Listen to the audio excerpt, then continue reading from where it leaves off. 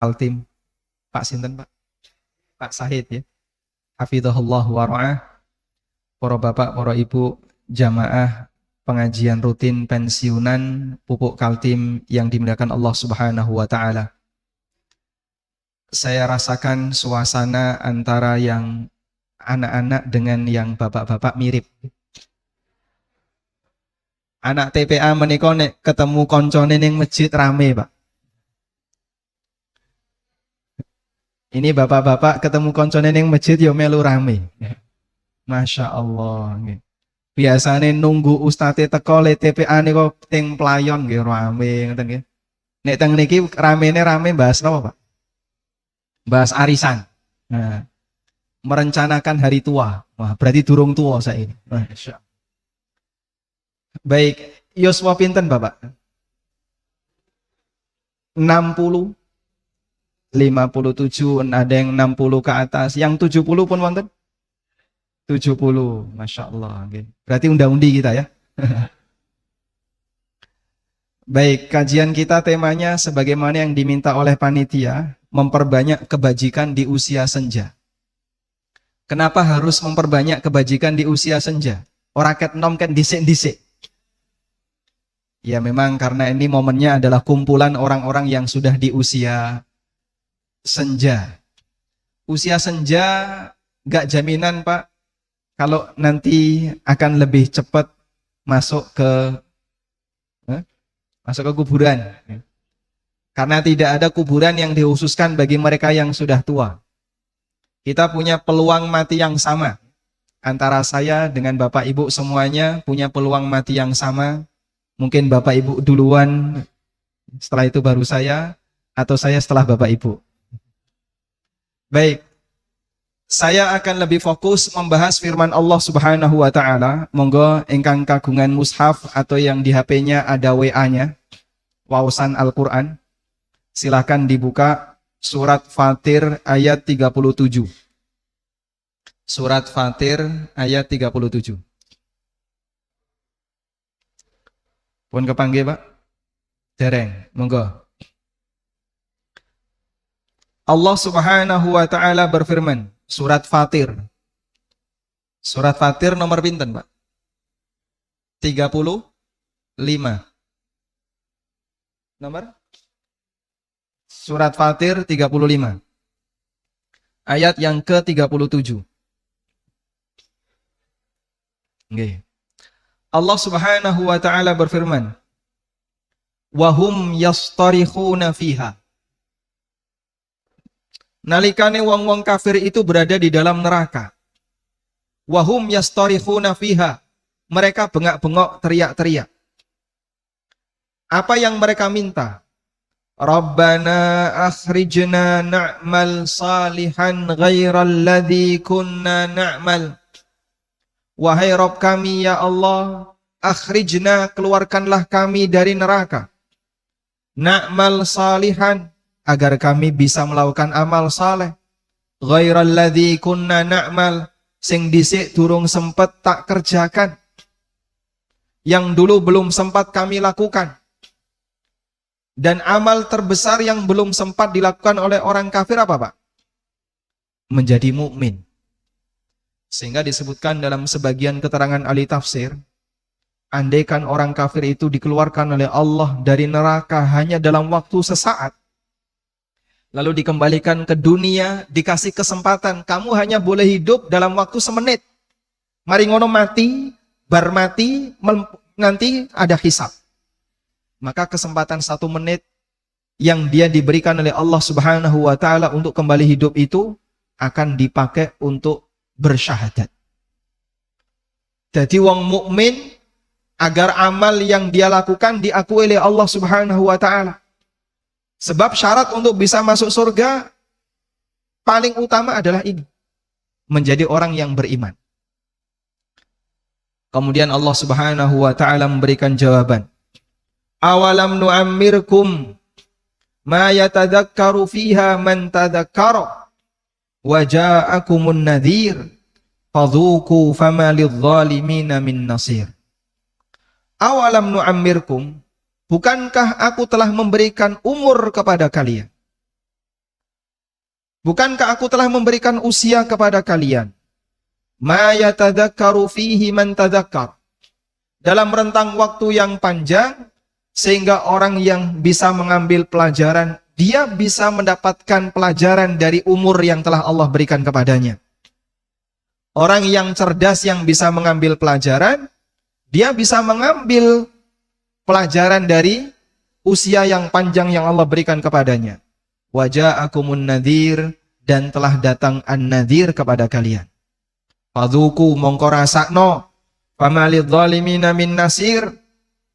Bagi orang-orang dolim menika tidak ada penolong.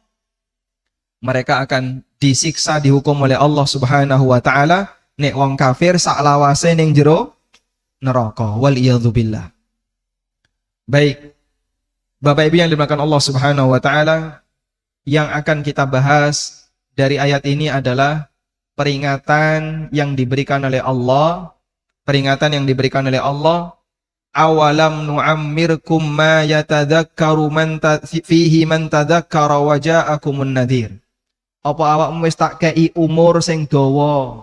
Kowe gak wis tak kei umur sing dawa, kudune wis iso ngambil pelajaran dari usia panjang yang telah Allah berikan kepada kalian. Wa ja'akumun nadhir, dan telah datang an-nadhir, peringatan kepada kalian. Baik. Saat ini kula buka nih tafsir Ibnu Katsir, Pak. Bapak Ibu yang dimuliakan Allah Subhanahu wa taala, usia salah satu di antara yang nanti akan dihisab kelak di yaumil akhir.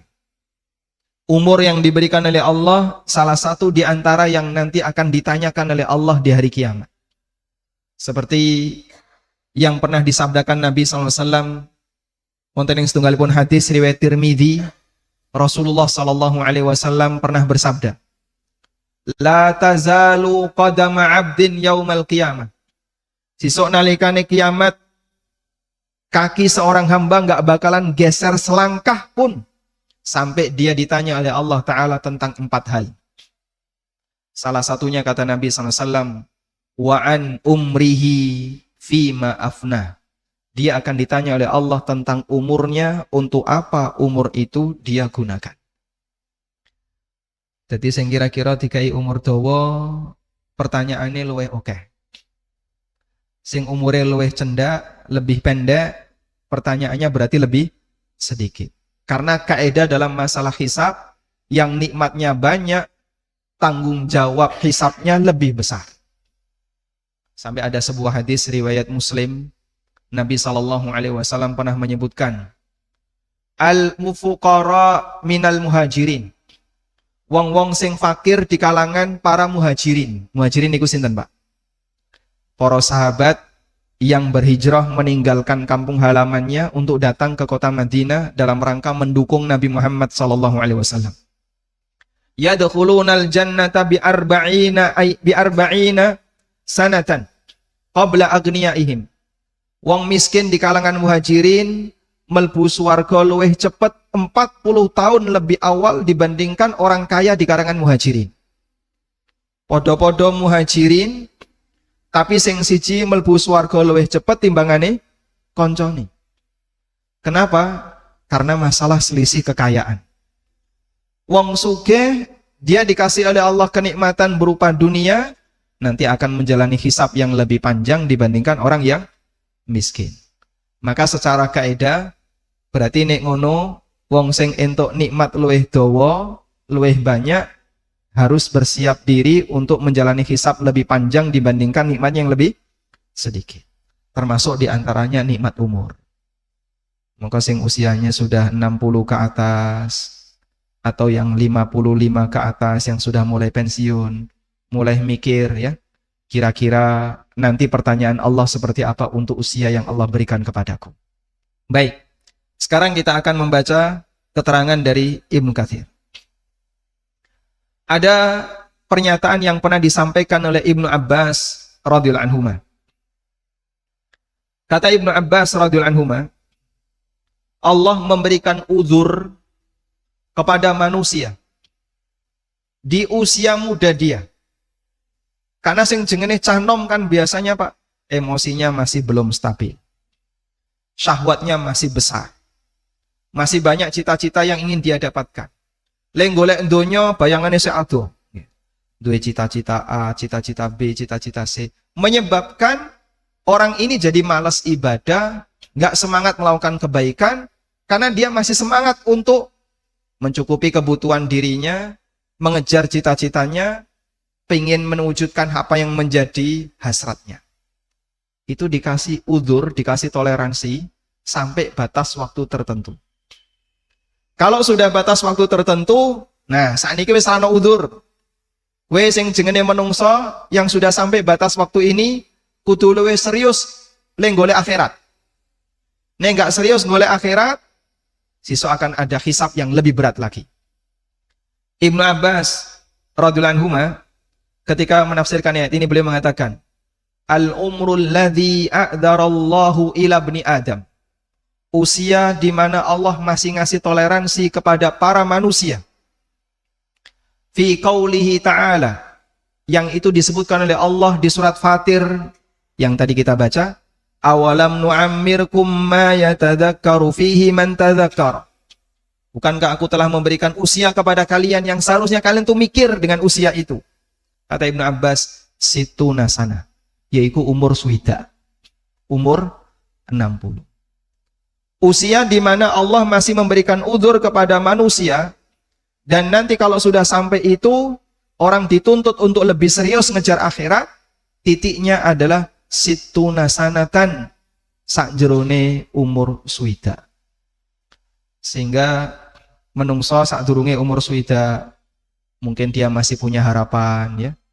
Bapak-bapak mungkin masih punya cita-cita sebelum usia 60 tahun, kapan iso nambah bojo? Misale ya.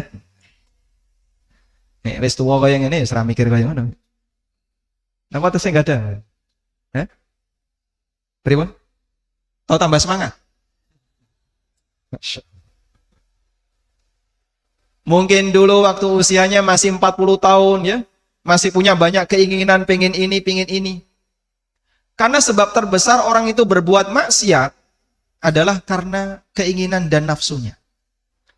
Saya pengen ngene, saya pengen ngono. Akhirnya yang haram diterjang, yang riba diterjang, harta-harta yang terlarang diterjang. Kenapa Pak? Karena semangat dia, tamaknya dia terhadap dunia. Sehingga dia masih banyak melakukan pelanggaran syariat. Kalau itu terjadi pada manusia di usia masih muda, di usia saya kenceng golek donya, udzurnya masih besar. Tapi nek wis di usia berapa tadi? 60 tahun, kata Ibnu Abbas, sudah enggak ada udzur. Kowe iki wis tuwa, wis wayahe mikir akhirat, kok sek ngebet golek donya, sing digoleki lho apa? Ini berdasarkan tafsir yang disampaikan oleh Ibnu Abbas. Kadang nyuwun pangapunten ya, wong tuwa lali tuane. Nek dandan sek keduwuren. Sehingga ketika keluar, Masya Allah, wangine kok kaya mengkono. Simbah arep golek nopo mbah? Kula ning pasar golek duren. Dudo keren. Lho ono kaya ngono wong wedok, ngoten nggih Pak? Sebagaimana yang laki-laki juga kadang masih ada demikian. Lho sampean wis usia kayak gini sing digoleki apa? Kudune wis wayahe mikir akhirat. Kok sek semangat mikir donya? Allah kasih batas umur. Kok pikir umurmu? Awalam nu'ammirkum ma yatadzakkaru fihi man tadzakkara. Bukankah aku telah memberikan usia kepada kalian yang seharusnya kalian sudah bisa ngambil pelajaran dari usia itu? Kata Ibnu Abbas, batase umur suida. Nah, keterangan Ibnu Abbas ini juga didukung oleh keterangan Ali bin Abi Thalib radhiyallahu anhu. Ibnu Katsir menyebutkan riwayat saking sahabat Ali bin Abi Thalib radhiyallahu anhu. Waqad rawa Asbaq bin Nabata. Asbaq bin Nabata meriwayatkan an Aliyin radhiyallahu anhu dari sahabat Ali bin Abi Thalib radhiyallahu anhu, annahu qala piyambake nate ngendika. Al umrul ladzi ayyarahumullahu bihi fi qauli. Usia di mana Allah mencela menungso sing sregep semangat golek urusan donya yang disebutkan oleh Allah di surat Fatir, awalam nu'ammirkum ma yatadzakkaru fihi man tadzakkar situna sana. Usia yang dimana Allah mencela manusia bagi yang belum sadar masalah urusan akhirat, yang Allah sebutkan di surat Fatir adalah usia 60 tahun.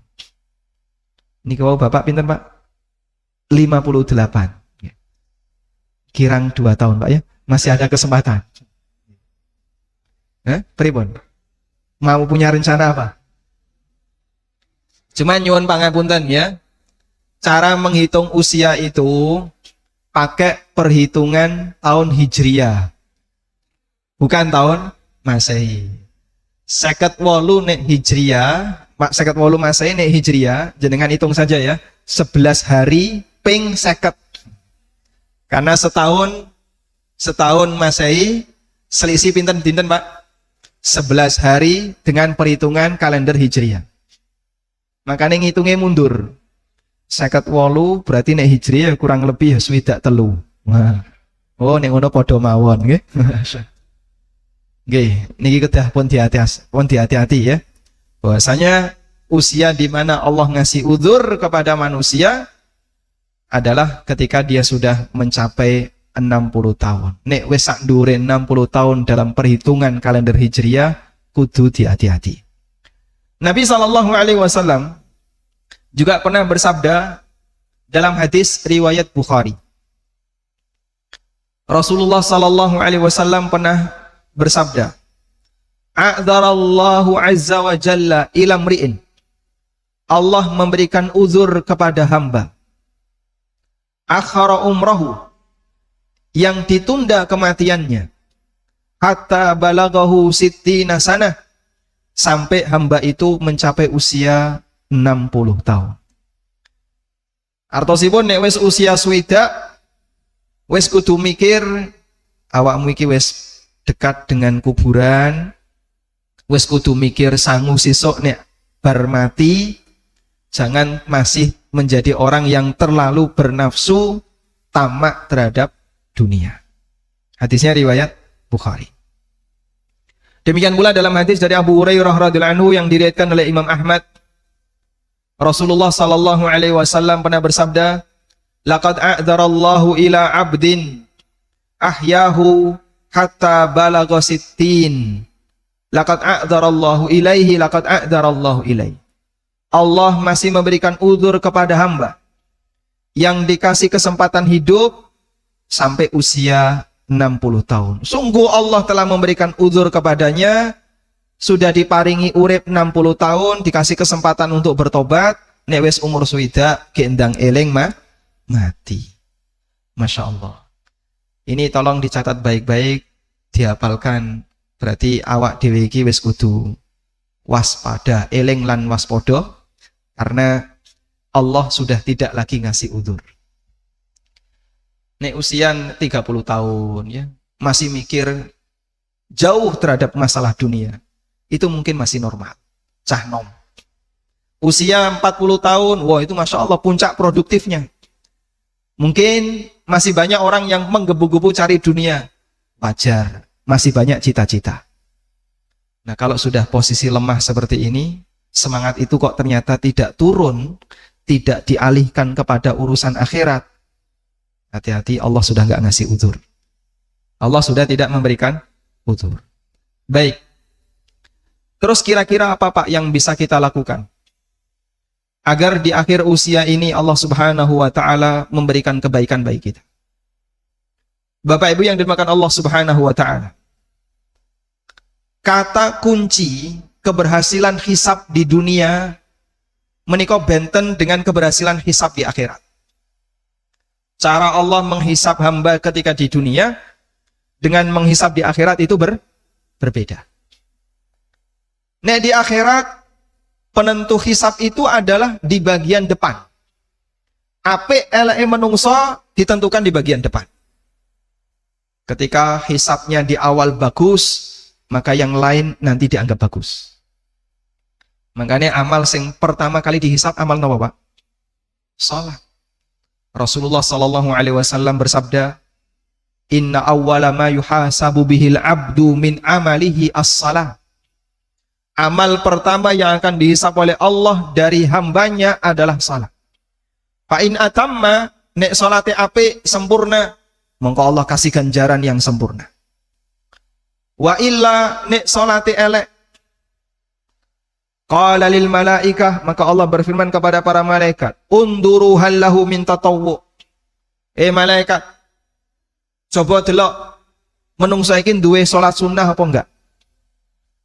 Kalau dia punya amal sunnah, salat sunnah, jubirat ma naqasa min wajibatihi. Mongko amal sunnah tadi dipakai untuk nutupi amal-amal sing kurang dalam melaksanakan yang wajib. Makanya Bapak Ibu, meskipun sholat niku hukumnya sunnah, tapi ojo sampai diremehkan. Ibu-ibu biasanya nek sholat jamaah teng masjid napa teng griya? Teng dalam napa teng masjid?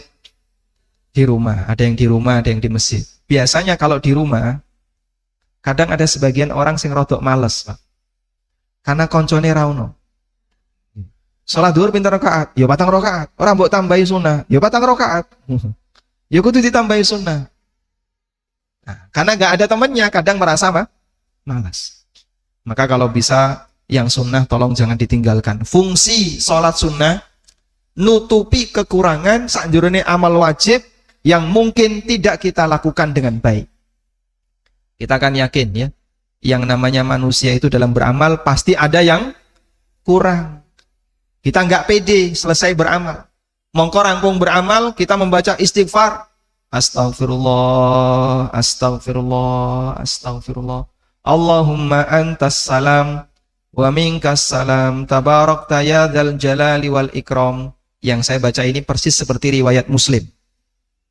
Persis seperti hadis yang diriwayatkan oleh Muslim. Baik, kembali ke sini. Sedangkan dalam urusan, kalau tadi ya, dalam urusan akhirat, penentu baik dan buruknya itu ditaruh di depan. Nek hisape apik ning ngarep, nanti sing buri-buri dianggap bagus. Kalau di dunia berbeda ternyata. Standar di dunia, baik dan buruknya ditaruh di belakang penentunya. Nek pucuke apik, sing ngarep dinilai apik. Nek pucuke elek, dianggap elek kabeh. Mengko ada istilah husnul khotimah, su'ul khotimah. Bukan ada istilah husnul wiladah, su'ul wiladah. Iki lahir apik, sing iki lahir elek. Ada nggak? Nggak ada ya? Nggak ada. Kita tidak ditentukan di awal baik dan buruknya, tapi ditentukan di akhir. Sedangkan bagian awal, semua orang yang namanya manusia, dia punya masa silam. Saya punya masa silam, Bapak Ibu juga pernah punya masa silam.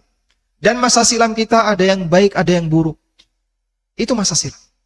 Tapi yang sedang kita hadapi adalah masa sekarang dan nanti ke depan. Tanggung jawab kita yang sekarang sedang kita hadapi dan besok ke depan yang akan kita hadapi. Mongko penentu baik dan buruk dari amal hamba nalikane ning donya itu ditentukan di bagian akhir. Dalilnya apa Pak? Dalilnya hadis Nabi SAW riwayat Bukhari. Nabi SAW pernah bersabda, Innamal a'malu bil khawatim. Innamal a'malu bil khawatim. Sak temene sing menentukan apik eleke amal itu adalah penghujungnya. Nek pucuke apik kabeh dianggap apik, pucuke elek kabeh dianggap elek. Mongko perjuangan kita sampai kapan, Pak? Perjuangan kita sampai kapan? Sampai kapan? Sampai mati. Perjuangan kita sampai mati. Sebab di ujung itulah yang menentukan apakah kita dianggap sebagai orang yang baik di hadapan Allah, ataukah justru sebaliknya dianggap sebagai orang yang buruk di hadapan Allah Ta'ala. Dan gak jaminan Bapak Ibu, sing apik nalikane sek enom, nanti apik ketika meninggal dunia. Sebaliknya pula gak jaminan nalikane sek enom dhisik elek, ya, dhisik rodok preman, ya, seneng jiko nopo misalnya korupsi dana perusahaan tapi ora kondo misalnya. Nggak jaminan nanti akhir hidupnya akan jadi jelek. Semua penentunya ada di bagian akhir, dan di bagian akhir itulah perjuangan kita. Innamal a'malu bil khawatim. Sak temene sing menentukan baik dan buruknya amal adalah di bagian penghujungnya. Karena itulah para ulama banyak memberikan nasihat kepada kita agar ujung hidup kita dijadikan sebagai ujung terbaik. Dan salah satu di antara doa Nabi SAW, beliau memohon kepada Allah agar selalu diberi kekuatan istiqomah sampai mati. Nabi SAW rajin berdoa dengan kalimat, Ya muqallibal qulub. Pripun lanjutannya, Pak? Tsabbit qalbi. Nanti ini. Wahai zat yang mengatur hati, kokohkan hatiku di atas agamamu. Karena yang namanya batin menungso niku paling gampang molah maleh. Saiki ya alhamdulillah cenderung dengan kebaikan. Bisa jadi dalam waktu sekejap dia maleh dadi elek. Apalagi ketika orang itu terkena hantaman fitnah dunia, Pak. Semakin besar hantaman fitnah dunia, semakin berpotensi untuk berubah kondisi batinnya. Kata pepatah, ibarat pohon ya, semakin tinggi, semakin besar, terpaan angin. Sehingga kalau orang itu tidak kuat, pondasinya bisa jadi, ya dia jadi orang yang terombang-ambing dengan angin. Pas lagi arah politik, lagi pro ke kiri, melu ngiwo. Ya. Nanti pro mengguri, melu mundur, mengguri. Pro mana lagi, melu, kok goyang-goyang terus. Jadi wong kok mencela-mencele. Kenapa? Karena dia tidak punya pondasi yang kokoh. Karena itu Rasulullah SAW pernah mengatakan, Badiru bil a'mali fitanan kakita'il lailil mudlimah. Bersegeralah untuk beramal, karena akan datang berbagai macam ujian hidup yang sangat gelap, segelap malam yang gelap. Lalu kalau Rasulullah SAW mengatakan, Yusbihur rajulu mu'minan wa yumsi kafiran. Ana wong esok mukmin, sore dadi kafir. Wa yumsir rajulu mu'minan wa yusbihu kafiran. Demikian pula ada orang yang sore masih dalam kondisi mukmin, esok wis dadi kafir. Yabi'u dinahu bi'aradim minad dunya. Orang ini terpengaruh dengan ujian dunia sampai agamane didol. Sing penting ya kira-kira iso mbadi. Pak wis tuwa arep golek apa? Aku mikir anakku, Mas. Kadang orang itu kebahagiaan ya, itu bukan untuk dirinya.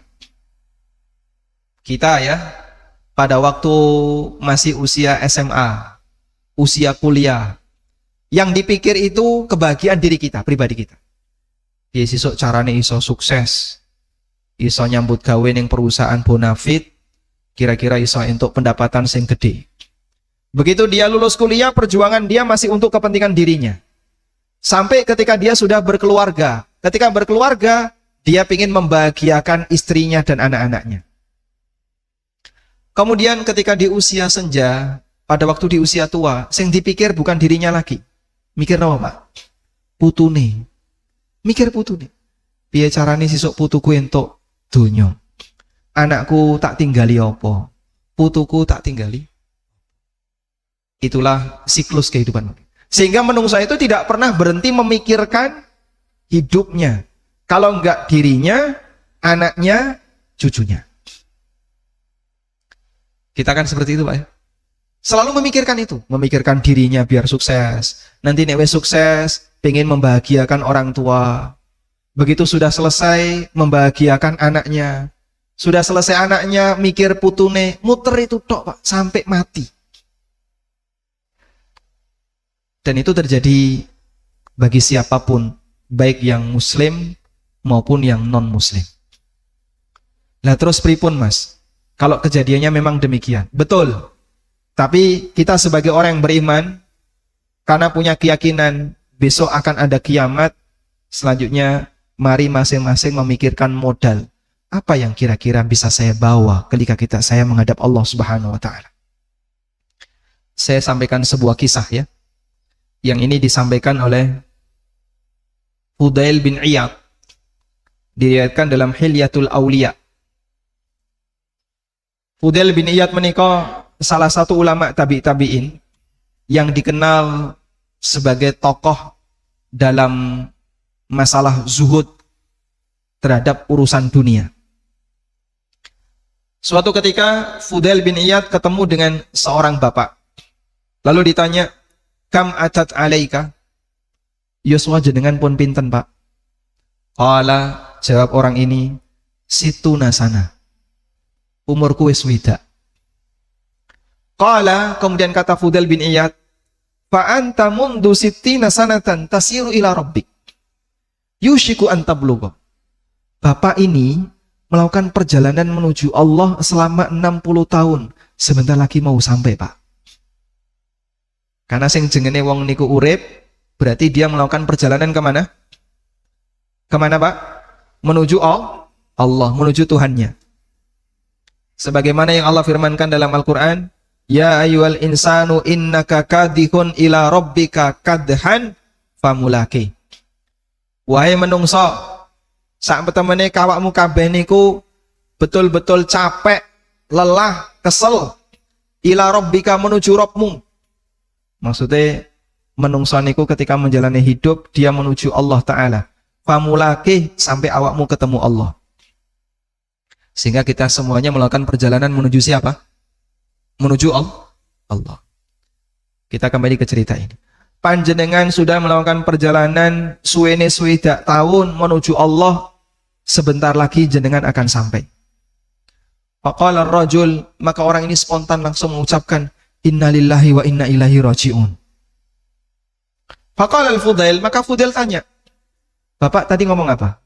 "Inna lillahi wa inna ilaihi raji'un." "Ata'rifu tafsira?" Ngerti enggak apa maknanya? Ngerti apa makna inna lillahi wa inna ilaihi raji'un? Lalu Fudail menjelaskan tafsirnya. Inna lillahi abdun. Inna lillahi sak temene awak dhewe niki milik Allah. Mongko kita adalah hamba Allah, karena itu tidak boleh memberikan bentuk ibadah sepeser pun kepada selain Allah. Apapun bentuk ibadah nek diparingke kepada selain Allah, Allah enggak ridho. Wa qadha rabbuka alla ta'budu illa iyyah. Rabbmu menetapkan bahwasanya kalian tidak boleh beribadah kecuali hanya kepadanya. Maka Allah enggak ridho kalau ada orang memberikan bentuk ibadah kepada selain Allah. Sajen niku termasuk ibadah bukan, Pak? Oh, termasuk. Karena salah satu di antara bentuk ibadah adalah kurban, sajen. Kalau bahasa Arabnya disebut dengan kurban, sajen. Sehingga orang yang sajen neng Merapi, waliyadzubillah, sajen ning Segoro Kidul, waliyadzubillah. Ojo sampai awak dhewe nglakoni, ojo sampai anak keturunan kita melakukannya. Dijogo baik-baik, Pak ya. Sebagaimana ya doanya Nabi Ibrahim, wajnubni wa baniya an na'budal asnam. Ya Allah, jauhkanlah diriku dan anak keturunanku ojo sampai nyembah berhala. Termasuk nyembah berhala ya nyembah gunung, nyembah laut. Bapak Ibu, sing jaga Segoro Kidul niku sinten? Sinten, Bu? Sing jaga Segoro Kidul niku sinten? Nyi Roro Kidul. Dinas Pariwisata Yogyakarta. Masya Allah. Sing jaga Segoro Kidul adalah Dinas Pariwisata. Iya. Kadang kita merasa aneh. Sajen ini nggo apa? Ini sebagai bentuk penghormatan kepada sing mbau reksa Segoro Kidul. Sing jaga niku sinten? Allah. Lah kalau sing jaga Allah kok cara memberikan persembahan seperti ini? Ini persembahan kepada selain Allah, bahaya besar. Sing jaga Merapi nggih Allah. Tapi orang Masya Allah ngasih persembahan kepada selain Allah. Cuman nggih sakniki kudu hati-hati nggih, bahas masalah sajen ana sing tersinggung dilaporkan. Wah. Baik. Kembali ke sini. Kalau kita sadar kita itu milik Allah, kudune kan nyembah Allah semata. Jangan ngasih sesembahan kepada selain Allah. Sederhana, Pak. Jadi menungso muslim itu sederhana. Mong kowe nek ngibadah kepada marang Gusti Allah, jangan berikan bentuk ibadahmu sepeser pun kepada selain Allah. Wa inna ilaihi rajiun, dan sesuk awak dhewe bakal balik marang Gusti Allah. Mongko sapa sing yakin dia adalah nanti akan kembali kepada Allah, seharusnya dia tahu kalau nanti dia akan menghadap Allah. Wa man alima annahu mauquf, dan siapa yang sadar kalau dia nanti akan menghadap Allah, falya'lam annahu mas'ulun, sadarilah kalau dia nanti akan ditanya oleh Allah. Wa man alima annahu mas'ul, dan sapa sing sadar nek awake bakal ditanya oleh Allah, falyu'id lil mas'alati jawaban, siapkan jawaban untuk pertanyaannya. Siapkan jawaban untuk pertanyaannya. Tiang sepuh tadi, Pak, semakin gemeteran. Makin wedi, Pak. Faqala ar-rajul, maka orang tadi mengatakan, famal khilah, terus piye carane aku iso selamat sesuk nek menghadap Allah Subhanahu wa taala. Qala, kata Fudail bin Iyad, yasirun liman yassarahullah. Insyaallah gampang. Gampang kanggone wong sing dikasih kemudahan oleh Allah Subhanahu wa taala. Insyaallah gampang kanggone wong sing dikasih kemudahan oleh Allah Subhanahu wa taala. Wa mahiya, napa niku carane? Coba Bapak Ibu catat kalimat ini ya. Pengajiannya dereng rampung ya, Bu. Ampun rame riyen. Memang biasanya kita punya kekuatan konsentrasi itu maksimal 20 menit. Wis 20 menit niku wis golek acara liyane ya. Boten insyaallah boten dangu. Baik. Qala, kata Fudail bin Iyad, tuhsin fima baqiya yughfar laka ma madha. Awakmu kudu memperbaiki dirimu di sisa usiamu. Perbaiki dirimu di sisa usiamu. Yughfar laka ma madha, maka akan diampuni untukmu dosa-dosa yang telah lewat. Fa innaka in asakta fima baqiya, karena kalau kamu di sisa usiamu sek rakaruan, masih sibuk dengan perbuatan maksiat, sek seneng nonton dangdutan. Kadang ibu-ibu ya nonton drakor. Nama drakor, Bu? Hah? Lo ngerti ngono kok ya. Berarti wis tahu nonton. Nyenengke ya Pak Ustadz nih ditonton. Wah niku bahaya niku. Fa innaka in asa'ta fima baqiya, karena kalau awakmu sek rakaruan di sisa usiamu, ukhitta bima madha wa bima baqiya, kowe bakal dihukum oleh Allah dengan dosamu di masa silam dan dosamu yang akan datang. Jadi teori ujung akhir yang bagus itu dijelaskan di sini. Sehingga prinsipnya adalah perbaiki di sisa usia kita agar Allah mengampuni kesalahan-kesalahan kita di masa silam. Karena kita semuanya punya sejarah, punya masa silam yang mungkin nggak bagus. Dhisik Pak Ustaz nalikane aku sek enom nglakoni kaya ngene. Pak, yang punya pengalaman yang sama mungkin tidak hanya Bapak. Ibu yang punya pengalaman yang sama mungkin tidak hanya Ibu. Masih banyak yang lain yang punya pengalaman yang sama. Siapa sih yang nggak punya masa silam? Kita semuanya punya. Orang punya masa silam yang mungkin masa silam itu penuh dengan maksiat, penuh dengan pelanggaran syariat. Tapi sekarang kita bicara saat ini dan besok yang akan datang. Perbaiki sisa usiamu agar Allah mengampuni dosa-dosamu sekarang dan di masa silam. Fa innaka in asa'ta fima baqiya, karena awakmu sek bertahan dalam kondisi buruk di sisa usiamu, ukhitta bima baqiya wa bima madha, kamu akan dihukum oleh Allah di sisa usiamu dan plus dosamu di masa silam. Mongko wong niku apik di sisa usianya, dia mendapatkan husnul khatimah, insyaallah dosa-dosane di masa silam dimaafkan. Itulah perjuangan kita sampai akhir hayat jamaah. Baik, selanjutnya Pak kasih tips apa yang bisa kita lakukan agar kita bisa memperbaiki diri kita di sisa usia kita. Kita masing-masing tidak tahu apakah masih panjang menjalani hidup ini ataukah tinggal sesaat lagi. Tidak ada manusia yang tahu berapa sisa usianya. Yang usia 58, yang usia 70, masing-masing dikasih usia sisa oleh Allah, sisa usianya.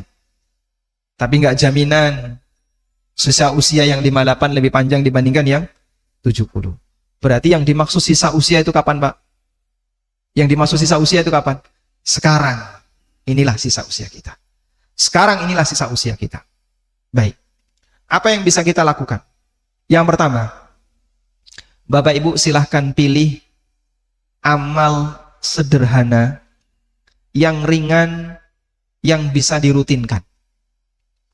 Amal ringan, sederhana yang bisa dirutinkan. Kalau sudah jadi rutinitas, ojo sampai absen, ojo sampai bolong. Istiqomah dilakoni terus. Sebagai bentuk selalu ingat Allah dalam setiap saat. Karena amal yang dicintai oleh Allah itu amal sing langgeng meskipun sedikit. Nabi SAW nanti paring dawuh, ahabbul a'mali ilallah adwamuha wa inqalla. Amal sing paling disenangi oleh Allah adalah amal sing paling langgeng meskipun raketang saidik, Pak. Mas, kula niki nek kon poso sunnah kok ya ra kuat rutin. Tapi nek kon salat duha insyaallah saged. Apa ada waktu kosong waktu duha? Betul. Baik. Jadikan sebagai amal rutin, Pak. Duha berapa rakaat sing jenengan sanggup rutinkan? Insyaallah 36 rakaat. Yo aja kokean kaya ngono, Pak. Ora kuat. Lah pinten? Yang lebih sederhana. Nggih, pinten, Pak?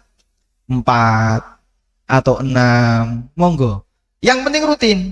Meskipun tiap hari cuma 2 rakaat. Kalau niku saged emang 2 rakaat, Mas. Kayak aku nyambut gawe dhisik niku, anggere ana jam kantor kosong, tak sempatkan salat duha 2 rakaat. Bagus. Berarti selanjutnya Bapak kerjakan terus setiap hari 2 rakaat salat duha.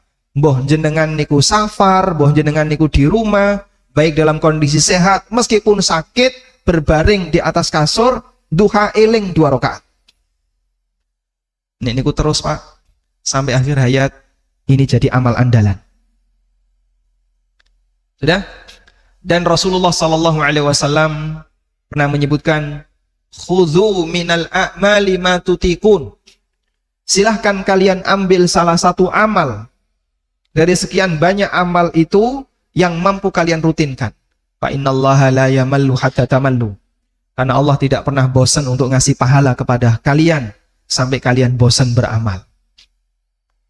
Nah, nalikane hamba itu punya rutinitas seperti ini, puncaknya sampai dia nggak bisa melakukannya karena uzur yang berat, tetap dikasih pahala. Rasulullah SAW pernah bersabda, "Idza maridal abdu aw safara kutiba lahu ma kana muqiman sahiha." Nalikane hamba niku sakit atau safar sehingga dia tidak bisa menjalankan amal ibadah rutinnya, tetap dicatat untuknya sebagaimana amal kebiasaan ketika dia sedang tidak safar dan ketika dia sehat. Biasanya nggih poso Senin Kemis. Lah sakniki jenengan poso mboten? Mboten ya, Mak. Kula pun mboten kiat poso. Insyaallah Bapak tetap dapat aliran pahala. Dan itulah makna firman Allah Ta'ala, illalladzina amanu wa amilus salihati falahum ajrun ghairu mamnun. Kejaba wong-wong mukmin sing beramal saleh, falahum ajrun ghairu mamnun, piyambake kagungan ganjaran yang ghairu mamnun. Ghairu mamnun niku tegese napa, Pak? Artinya apa? Tidak pernah putus. Ibnul Muhallab, salah seorang ulama ahli tafsir, mengatakan, Ini adalah anugerah yang diberikan oleh Allah kepada hamba-hambanya mukmin yang beramal saleh. Ketika dia sudah memasuki usia tua sehingga tidak bisa lagi beramal, dia tetap dapat pahala yang gak putus sesuai dengan rutinitas kemampuan dia waktu dia masih muda. Sehingga jenengan kalau nggak ada rutinitas amal sunnah poso, niki pedot Pak, ket kapan Pak? Ket stroke niku Mas. Dhisik nalikane sek sehat nggih, tesih kiat niki pun stroke, kula pun mboten saged poso. Tetap pahala amal itu ngalir Pak. Ajrun ghairu mamnun. Dulu Masya Allah masih rajin ke masjid, rutin 5 waktu datang ke masjid. Saat niki kula pun mboten saged melampah Mas. Wis aboh kabeh sikile, nggih. Mbah stroke, mbah asam urat, darah tinggi, campur kolesterol, campur-campur. Saiki wis ra iso apa-apa ning omah wae. Insyaallah tetap dapat pahala yang terus mengalir. Yang dulu mungkin punya rutinitas tahajud. Wah, sakniki nek tangi sadurunge jam 5 isine mesti gebras ya. Nek gak gebras ya watuk, nek gak watuk ya gebras. Kalau jenengan sudah punya rutinitas sebelumnya, lahum ajrun ghairu mamnun, angsal ganjaran sing tidak pernah putus. Kenapa kok nggak pernah putus? Sebab orang ini tidak melakukan itu bukan karena males, tapi karena udzur. Andaikan dia nggak ada udzur, piyambake akan tetap melakoni kegiatan itu. Itu usaha yang bisa kita lakukan jamaah. Semoga saya juga bisa melakukan seperti itu. Bapak-bapak juga bisa melakukannya. Dan saya yakin ya, sing nom niki kathah dosane Pak. Panjenengan yang sudah sepuh-sepuh, sudah dekat dengan syariat ya. Pun kathah amale nggih. Ampun kesupen kula didongakne Pak. Wallahu taala alam. Baik, kami sengaja kasih kesempatan bagi para jamaah, masih ada beberapa waktu, barangkali ada beberapa hal yang ingin disampaikan. Wassallallahu ala nabiyyina Muhammadin wa ala alihi wa sahbihi wa sallam. Wa akhiru da'wana alhamdulillahi rabbil alamin. Monggo. Alhamdulillahirabbil alamin. Demikian Bapak Ibu semua terma yang sudah disampaikan oleh Ustadz Aminul Bait. Insyaallah hikmahnya banyak. Kita harus perbaiki diri kita di sisa umur. Kemudian ternyata udzur kita sudah habis. Jadi rata-rata sudah di atas 60. Jadi gak ada ampun. Gak ada ampunan lagi. Monggo kita perbaiki diri kita. Monggo bagi yang mau bertanya dipersilakan.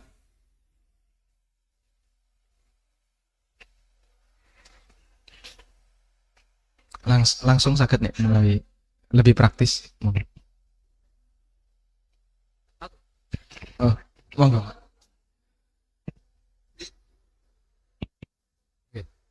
Assalamualaikum warahmatullahi wabarakatuh. Waalaikumsalam warahmatullahi wabarakatuh. Tadi disampaikan kalau seandainya ahli neraka itu diberi kesempatan 1 menit, maka yang akan dilakukan adalah melakukan syahadat.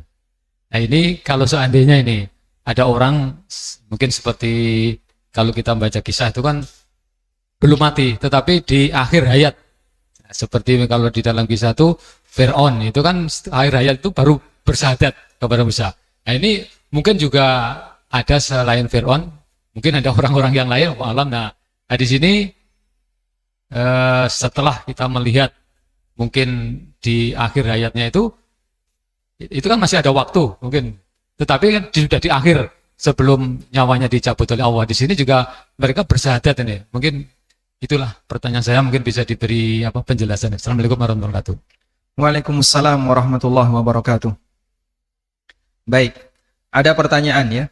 Kalau tadi disampaikan andaikan wong kafir niku diparingi kesempatan metu saka neraka, lalu balik ning donya hanya dikasih waktu 1 menit. Saiki awakmu beramal, silahkan beramal apa yang kamu inginkan. Pasti dia akan gunakan untuk beriman. Dia akan gunakan untuk bersyahadat agar menjadi seorang mukmin. Tapi kan ada cerita tentang Fir'aun. Yang dia itu ketika sudah dalam posisi mau mati, baru ngaku beriman. Cerita itu Allah sebutkan di surat Yunus ayat 90 dan 91. Allah berfirman, Wajawazna bi bani Israil al-bahra. Lalu kami selamatkan Bani Israel sehingga dia bisa menyeberangi lautan dengan selamat. Fa'atba'ahum Fir'aunu wa junuduhu. Lalu Bani Israel ini diikuti oleh Fir'aun dan bala tentaranya. Baghyan wa adwa, dengan semangat permusuhan dan semangat untuk mateni Bani Israel. Karena mereka itu sudah getem-getem dengan Bani Israel, kue arep kabur ning di tak kejar. Begitu Bani Israel melewati laut yang sudah disediakan oleh Allah melalui mukjizatnya Nabi Musa alaihissalam, Fir'aun dan bala tentaranya nyusul. Ya. Lalu hatta idza adrakahul gharq. Bani Israel selamat semuanya, Fir'aun dan bala tentaranya masih di laut, langsung dipertemukan oleh Allah kembali air-air yang sebelumnya dinaikkan oleh Allah. Jadi pada waktu Musa memukulkan tongkatnya ke arah laut, fanfalaqa fakana kullu firqin kataudil adzim. Air laut itu terbelah terus jadi gunung, Pak. Jadi seperti gunung yang tinggi sekali. Jadi bukan airnya itu ngilang, bukan, Pak, tapi munggah. Coba kalau kita, Pak, mungkin ketika melihat suasana seperti itu, kita tidak kuat, mungkin kita pingsan. Apalagi suruh nyebrang, mungkin nggak berani. Ya, kadang kan orang masuk ke SeaWorld nih, kok, kalau koco, ada akuarium gede, melbu aja sudah ketar-ketir wedi nek jebol piye. Bani Israel dengan mental kuat mereka nyebrang dalam posisi air laut itu di kanan kirinya meninggi seperti gunung. Ketika mereka selamat, ini dipertemukan kembali oleh Allah Ta'ala. Hatta idza adrakahul gharq. Pada waktu Fir'aun itu tenggelam, qala, barulah dia mengatakan, amantu, aku beriman, annahu la ilaha illalladzi amanat bihi banu Israel. Sesungguhnya tidak ada Tuhan yang berhak disembah kecuali Tuhan yang diimani oleh Bani Israel, yaitu Allah. Wa ana minal muslimin, dan saiki aku dadi wong muslim. Itu dalam posisi dia tenggelam. Kemudian dikatakan oleh malaikat, al-an, saiki kowe gek ngomong kaya ngono. Al-an, saiki gek kowe gek ngomong kaya ngono. Wa qad asaita qablu, padahal dhisik awakmu durhaka. Wa kunta minal mufsidin, dan awakmu dadi wong sing isine mau ngrusak. Awakmu dadi wong isine wong ngrusak. Tidak diterima oleh Allah Ta'ala. Nah, ini jadi kaidah. Ini jadi kaidah, tobat ketika nyawa sudah berada di tenggorokan tidak diterima. Karena tobat itu wonten batese, Pak. Ibaratnya nek jenengan diparingi tugas kalau dosen, niki batese sebelum matahari terbenam. Jenengan ngumpul pas adzan maghrib. Mas, niki wis adzan maghrib, matahari sudah terbenam, sudah tidak diterima tugasnya. Aturannya seperti itu. Nabi SAW mengatakan, innallaha yaqbalu taubatal abdi ma lam yughargir. Allah nompo tobatnya hamba ma lam yughargir, sebelum nyawa itu berada di tenggorokan. Makanya kesempatan bagi orang kafir adalah menjelang dia wafat. Batas akhirnya sampai menjelang dia wafat. Sebelum itu kalau dia masuk Islam diterima. Tapi kalau menjelang dia wafat dia lalu beriman, tidak diterima. Wis grok itu la ilaha illallah, itu enggak diterima. Karena dia sudah di posisi batas akhir yang tidak diterima tobat seorang hamba. Wallahu a'lam. Pun cekap? Saya ingin bertanya, Pak Ustadz. Jadi di zaman jahiliyah saya itu banyak meninggalkan sholat, banyak, dan insya Allah ke depan kita mohon untuk bisa memperbaiki diri. Nah, untuk yang kami tinggalkan itu ada yang menyarankan untuk diqodho, ada yang menyarankan dengan cukup bertobat saja.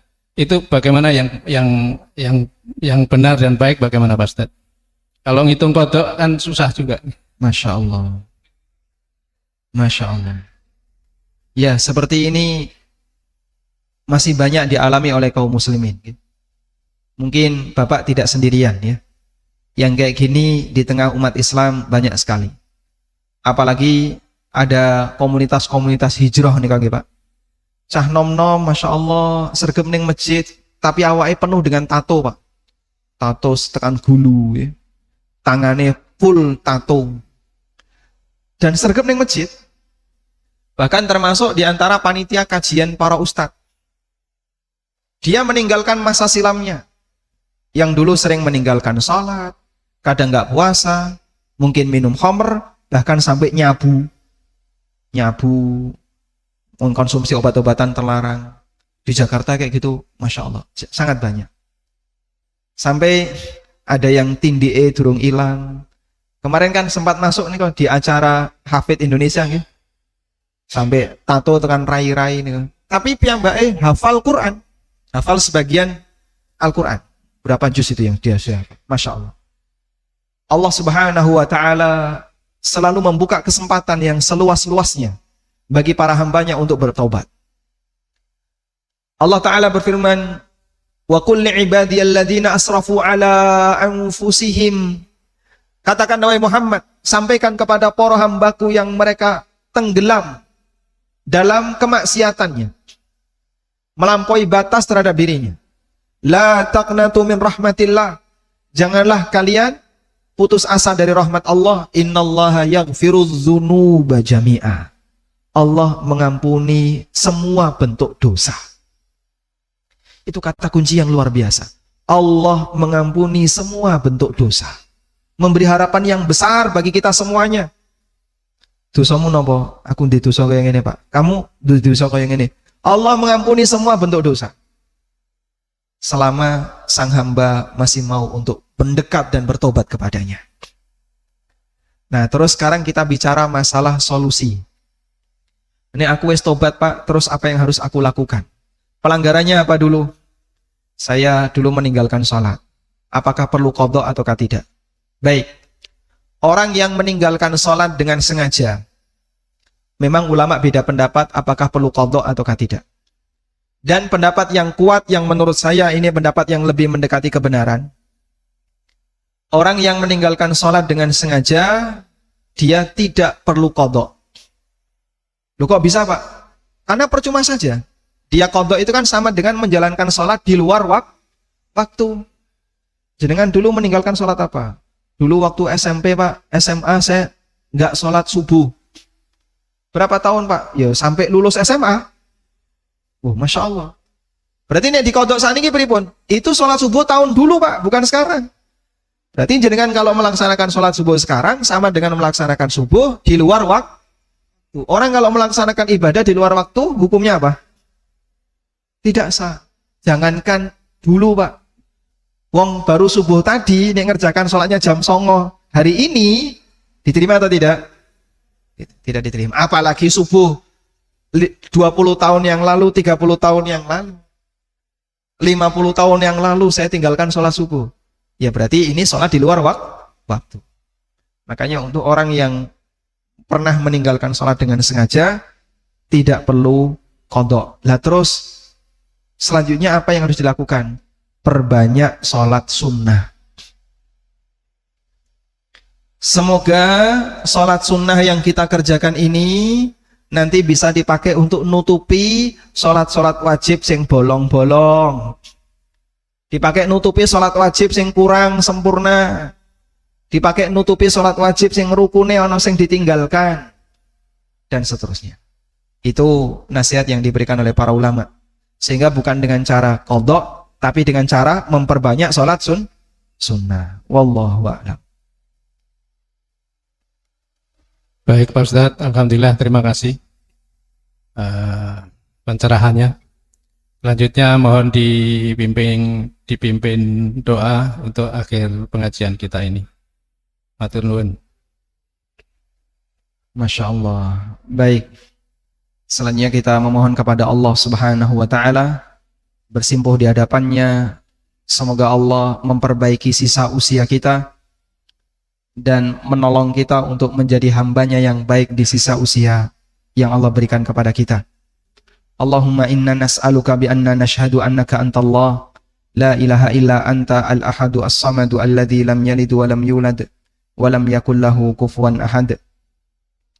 Rabbana ighfir lana wa li ikhwanina alladhina sabaquna bil iman wa la taj'al fi qulubina ghillan lil ladzina amanu Rabbana innaka ra'ufur rahim. Rabbana hab lana min azwajina wa dhurriyyatina qurrata a'yun waj'alna lil muttaqina imama. Allahumma zayyinna bi zinatil iman waj'alna hudatan muhtadin. Allahumma rzuqna husnal khatimah. Allahumma rzuqna husnal khatimah wa'idna min su'il khatimah. Rabbana atina fid dunya hasanah wa fil akhirati hasanah wa qina adzabannar. Wa sallallahu ala nabiyyina Muhammadin wa ala alihi wa sahbihi wa sallam wa akhiru da'wana alhamdulillah.